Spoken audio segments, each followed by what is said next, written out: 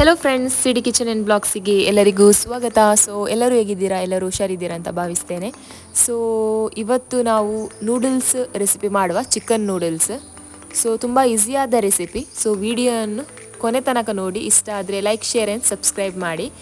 ಫಸ್ಟಿಗೆ ಇಲ್ಲಿ ನೀರು ಬಿಸಿ ಆಗಲಿಕ್ಕೆ ಅಂತ ಇಟ್ಟಿದ್ದೇನೆ. ಸೊ ಇದರಲ್ಲಿ ನಾವು ನೂಡಲ್ಸನ್ನು ಬೇಯಿಸಲಿಕ್ಕೆ, ಸೊ ಫಸ್ಟ್ ಬೇಯಿಸಿ ಸಪ್ರೇಟ್ ಮಾಡಬೇಕು. ಸೊ ಇದಕ್ಕೆ ಎಷ್ಟು ರುಚಿಗೆ ಬೇಕು ಅಷ್ಟು ಉಪ್ಪನ್ನು ನಾವು ಹಾಕುವ. ರುಚಿಗೆ ಅಂತ ಅಲ್ಲ, ಸ್ವಲ್ಪ ಉಪ್ಪನ್ನು ಹಾಕಿದರೆ ಆಯಿತು. ಇನ್ನು ಇದು ನೀರು ಒಳ್ಳೆಯದಾಗಿ ಕುದಿಬೇಕು.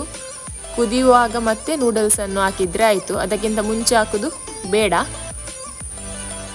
ಸೊ ಈಗ ಇನ್ನೊಂದು ಬಾಣಲೆಯಲ್ಲಿ ಈಗ ನಾನು ಚಿಕನನ್ನು ಫ್ರೈ ಮಾಡ್ತೇನೆ. ಸೊ ಅದಕ್ಕೆ ನೋಡಿ, ಇಷ್ಟು ಸ್ವಲ್ಪ ಎಣ್ಣೆ ಹಾಕಿದರೆ ಆಯಿತು, ಜಾಸ್ತಿ ಡೀಪ್ ಫ್ರೈ ಮಾಡಬೇಕಂತ ಇಲ್ಲ.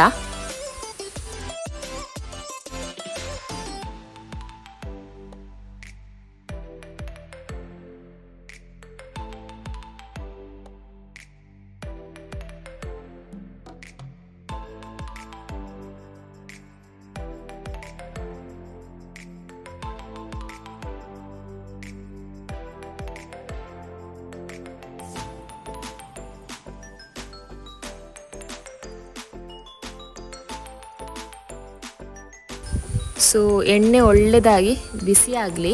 ಬಿಸಿ ಆದಮೇಲೆ ನಾವು ಚಿಕನ್ ಪೀಸಸನ್ನು ಹಾಕುವ.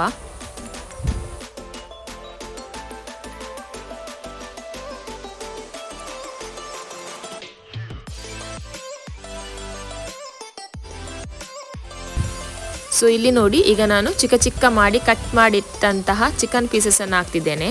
ಇದರಲ್ಲಿ ಬೋನ್ ಯಾವುದು ಕೂಡ ಇಲ್ಲ, ಬೋನ್ಲೆಸ್ ಪೀಸಸ್ಸೇ ಇರೋದು, ಚಿಕ್ಕ ಚಿಕ್ಕದು.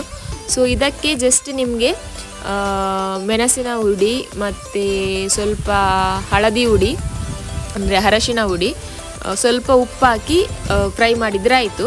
ಇಲ್ಲದಿದ್ದರೆ ನಿಮಗೆ ಕಬಾಬ್ ಮಸಾಲ ಹಾಕಿ ಕೂಡ ಫ್ರೈ ಮಾಡ್ಬೋದು, ಹೇಗೆ ಆಗ್ತದೆ ಹಾಗೆ. ಸೊ ನೋಡಿ, ಗ್ಯಾಸನ್ನು ಮಾತ್ರ ಐ ಫ್ಲೇಮಲ್ಲಿ ಇಡಬೇಕು, ಇಲ್ಲದಿದ್ದರೆ ಅದೆಲ್ಲ ನೀರು ಬಿಡ್ತದೆ. ಸೊ ಹಾಗಾಗಿ ಒಳ್ಳೆಯದಾಗಿ ಫ್ರೈ ಆಗೋದಿಲ್ಲ. ಸೊ ಐ ಫ್ಲೇಮಲ್ಲಿ ಇಟ್ಟರೆ ಅಷ್ಟು ನೀರು ಬಿಡೋದಿಲ್ಲ.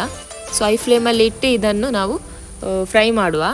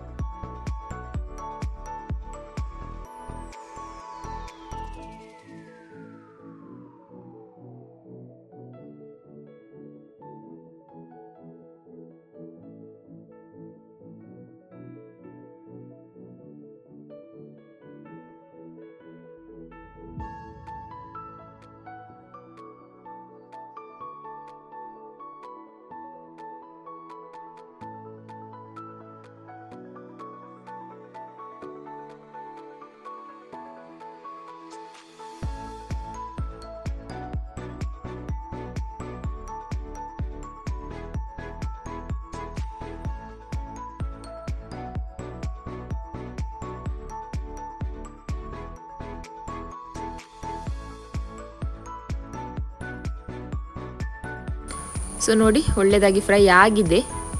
ಸೊ ಈಚೆಯಿಂದ ಇಲ್ಲಿ ಎಲ್ಲದನ್ನು ಕಟ್ ಮಾಡಿ ರೆಡಿ ಮಾಡಿ ಇಟ್ಟಿದ್ದೇವೆ. ಕ್ಯಾರೆಟ್ ಮತ್ತು ಈರುಳ್ಳಿ, ಕ್ಯಾಬೇಜ್ ಮತ್ತು ಕ್ಯಾಪ್ಸಿಕಮ್. ಸೊ ನಿಮಗೆ ಎಷ್ಟು ಕ್ವಾಂಟಿಟಿಯಲ್ಲಿ ಮಾಡ್ತೀರಿ ಅಷ್ಟು ಕ್ವಾಂಟಿಟಿ ತಗೊಂಡ್ರೆ ಆಯಿತು. ಮತ್ತು ಹಾಗೆಯೇ ಇಲ್ಲಿ ಜಿಂಜರ್ ಗಾರ್ಲಿಕ್ ಮತ್ತು ಚಿಲ್ಲಿ ಎಲ್ಲ ಕಟ್ ಮಾಡಿಟ್ಟಿದ್ದೇವೆ.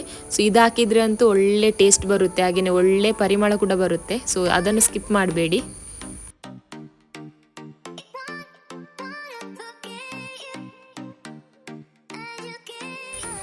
ಸೊ ನಮ್ಮದು ಈಚೆಯಿಂದ ನೀರು ಕೂಡ ಒಳ್ಳೆಯದಾಗಿ ಕುದೀತಾ ಉಂಟು.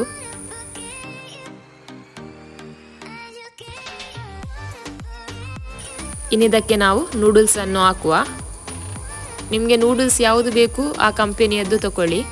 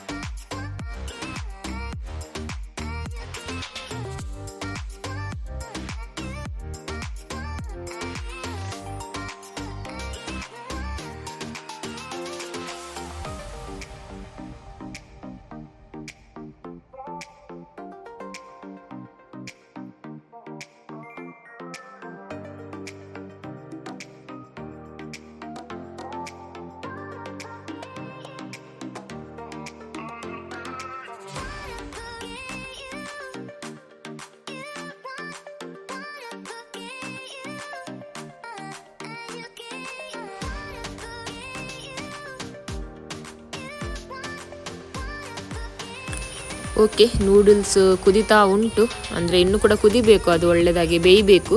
ಸೊ ಅಷ್ಟರ ತನಕ ನಾವಿಲ್ಲಿ ಕ್ಯಾಬೇಜ್, ಕ್ಯಾರೆಟ್, ಕ್ಯಾಪ್ಸಿಕಮ್ ಎಲ್ಲ ಏನೆಲ್ಲ ಉಂಟು ನೋಡಿ, ಆನಿಯನ್ ಎಲ್ಲ, ಸೊ ಅದನ್ನು ಸ್ವಲ್ಪ ಶಾಲೋ ಫ್ರೈ ಮಾಡುವ. ಸ್ವಲ್ಪ ಎಣ್ಣೆಯಲ್ಲಿ ಸ್ವಲ್ಪ ಫ್ರೈ ಮಾಡಿದರೆ ಒಳ್ಳೆಯದಾಗುತ್ತೆ. ಅಂದರೆ ತುಂಬ ಒತ್ತಿಡುವುದಲ್ಲ, ಅದನ್ನು ಇದು ಮಾಡಬಾರ್ದು, ಅಂದರೆ ಐ ಫ್ಲೇಮಲ್ಲೇ ಸ್ವಲ್ಪ ಫ್ರೈ ಮಾಡಬೇಕು.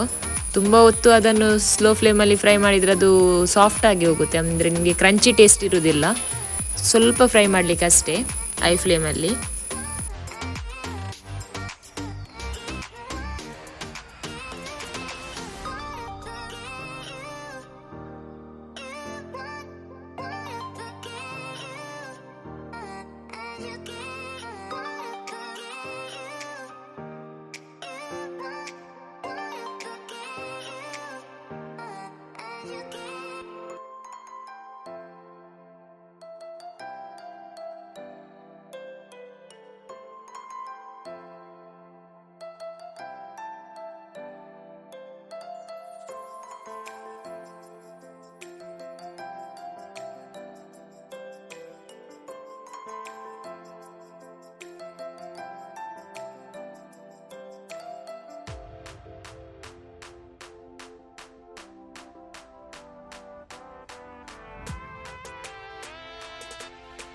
ಐ ಫ್ಲೇಮಲ್ಲಿ ಇಟ್ಟು ಇದನ್ನು ಹೀಗೆ ಮಿಕ್ಸ್ ಮಾಡ್ತಾ ಇದ್ರೆ ಆಯಿತು. ಸೊ ಆಯಿತು, ಇಷ್ಟೇ, ಇನ್ನು ಜಾಸ್ತಿ ಏನು ಅದನ್ನು ಫ್ರೈ ಮಾಡಲಿಕ್ಕಿಲ್ಲ. ಸೊ ನಮ್ಮದು ಈಚೆಯಿಂದ ನೂಡಲ್ಸ್ ಕೂಡ ಅರ್ಧಂಬರ್ಧ ಬೆಂದಿದೆ, ಬೇಯಬೇಕು, ಸ್ವಲ್ಪ ಬೇಯಲಿ ಅದು ಹಾಗೇನೆ.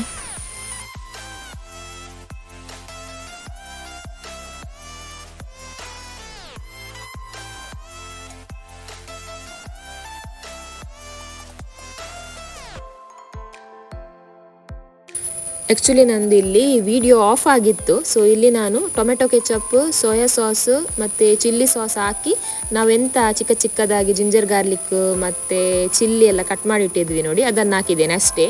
ಸೊ ಇನ್ನು ಇದಕ್ಕೆ ನಾವು ಕಟ್ ಮಾಡಿ ಫ್ರೈ ಮಾಡಿದ ಚಿಕನ್ ಮತ್ತು ವೆಜ್ಜಿಸ್ ಎಲ್ಲ ಹಾಕುವ. ಇದನ್ನು ಇನ್ನು ಸ್ವಲ್ಪ ಮಿಕ್ಸ್ ಮಾಡಿದರೆ ಆಯಿತು, ಒಳ್ಳೇದು ಮಾಡಿ.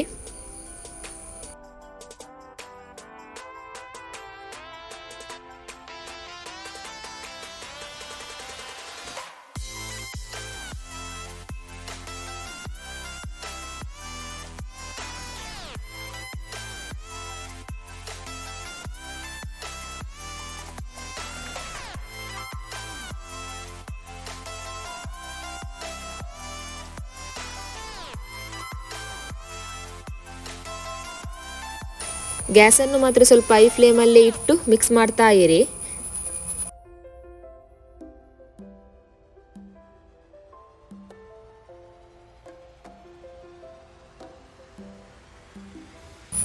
ಈ ವೆಜ್ಜಿಸ್ ಎಂತೆಲ್ಲ ಹಾಕಿದ್ದೇವೆ ನೋಡಿ, ಅದು ನೀರು ಬಿಡಬಾರ್ದು, ನೀರು ಬಿಟ್ಟರೆ ಮತ್ತೆ ಅದು ಒಳ್ಳೆಯದಾಗೋದಿಲ್ಲ. ಸೊ ಕ್ರಂಚಿ ಟೇಸ್ಟಲ್ಲೇ ಇರಬೇಕು.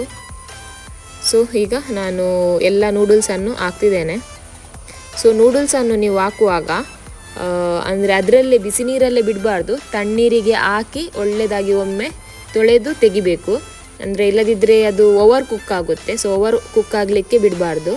ಸೊ ಆ ನೀರು ನಾವು ಎಂಥ ನೀರಲ್ಲಿ ನಾವು ಬಿಸಿ ಮಾಡಿದ್ವಿ ನೋಡಿ, ಅಂದರೆ ಬೇಯಿಸಿದ್ವಿ ನೋಡಿ, ಆ ನೀರಲ್ಲೇ ಬಿಟ್ಟರೆ ಅದು ಇನ್ನೂ ಕೂಡ ಓವರ್ ಕುಕ್ ಆಗುತ್ತೆ.